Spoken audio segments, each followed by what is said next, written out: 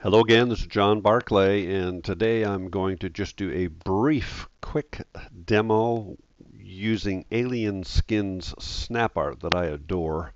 I use it frequently. It works really well for foliage images, especially ones like this where you have lots of detail going on, looking very busy. I find if I can blend in at a lower opacity a layer of something from within snap art, it makes me feel a little better about the image. So we're just going to go up here to Alien Skin Snap Art, and I'll show you how I use it. All right, on the left side of Snap Art, you have a number of settings. You can do colored pencil, you can do oil paints.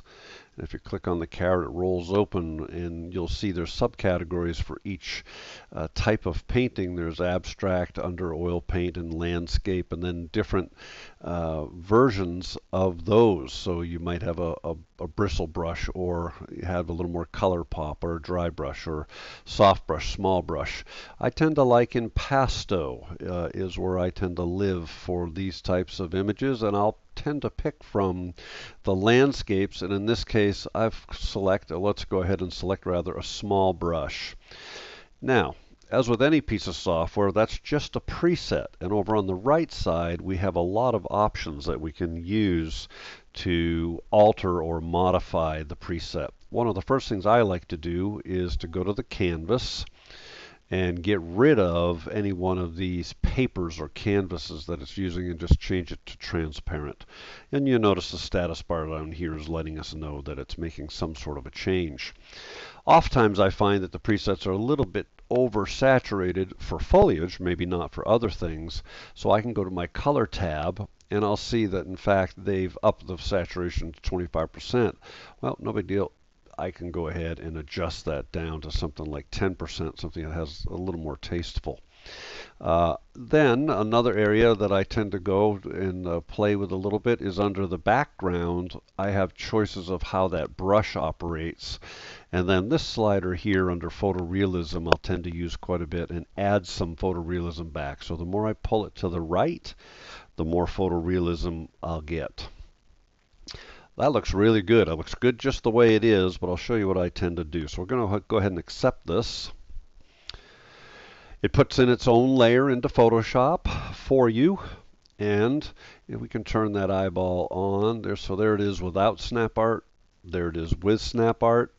And then of course we have the ability to have a conversation between these two layers. And in this case, I'm going to adjust or alter that conversation simply by changing the opacity between those two. And I tend to go down somewhere around 50 up to 70%. 60% seems to work pretty well. So here it is before, after. The look is now really feathered and you really don't know what's going on, but we have a couple more steps that we're going to do. I'm going to go ahead and add a layer mask. I'm down at the bottom right side of the screen now where it looks like a front-loading washing machine. I add a layer mask. I'm going to get my Wacom tablet here, and I'm going to get my brush by hitting the letter B for brush. I can make the brush bigger or smaller with my bracket keys, and I can change the type of brush up here with the properties of that particular tool. And in this case, I'm going to paint with an opacity somewhere higher. Normally I'm pretty low, but I want to go ahead and remove that effect, and I'm going to paint with the color black, and I'll go right over these trees. I'm not going to do all of them because I don't want to bore you to death in this short tutorial, but you'll get the idea that I can selectively bring back sharpness in the areas that I want to simply by adding a layer mask. Okay, you get the idea. I'm not going to do a whole lot more. I do this frequently so that your eye, if you remember, your eye goes to the bright spot first, then it goes to the sharpest spot next. So by doing this and bringing some of this sharpness back, you're kind of fooling the eye to not even understanding that there's some technique going on here or manipulation with the alien skin. Okay, I'm going to just quickly flatten what we've done, and then the last thing I would recommend that you do is go up and sharpen. And I'll tend to use for this Smart Sharpen and be somewhat aggressive with it actually, because again, I'm trying not to let the viewers see that what I'm doing in making this a real painterly look. I'm using alien skin as a tool to help me to achieve a look. So before and after there. So let's see if we go back to our history. We go all the way back to what it looks like. Whoops. What it looks like here to what it looks like here. Make it a little bigger.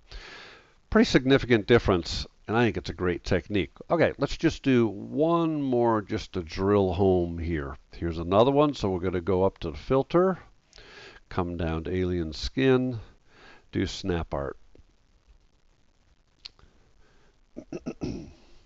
It's sticky settings, so it's remembering what it did on the last image. Make that a little bit smaller so it fits the screen here. I'm going to just double check, make sure. See, I'm still on transparent. The color's 10%. On this one, I'm going to bump my contrast up just a little bit more. It looks a little flat to me. It can sometimes do that in the painting program. Let's go to the background and double check. Photorealism looks good. Overall brush size we can change. I don't think we'll mess with any of that for this tutorial. We'll go ahead and accept that.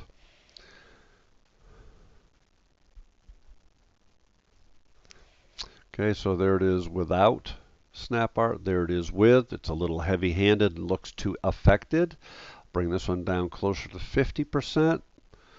Before, after. Probably a little harder for you to see, but really what it's doing is it's making the scene, for me anyways, a little more lush, adding a little pop of color, and then kind of simplifying or smoothing things out just a bit. I'm going to bring this up to 60 again.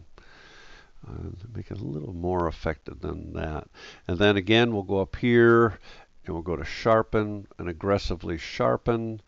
And if you look in this window here, if you can see that, you can actually see some of the brush strokes in there, which you may or may not like. But there we go. So before, after, that's how I'm using Alien Skin Snap Art to achieve a more painterly look.